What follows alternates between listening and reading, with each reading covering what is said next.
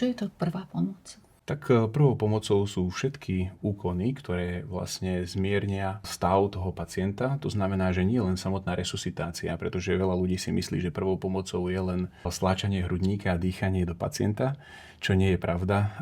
Prvou pomocou je zastavovanie krvácania, protišokové opatrenia. Úkony, ktoré vlastne zlepšia stav v kritickej situácii pacienta. Stalo sa mi, že laickí záchranári zdvihli toho pacienta a nám oznámili, tá slečna odpadla a teraz spí.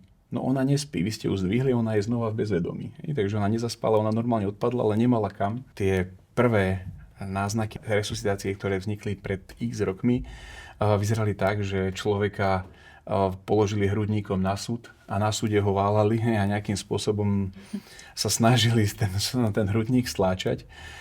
Teraz máme dokonca prístroje, ktoré nám zabezpečujú stláčanie hrudníka.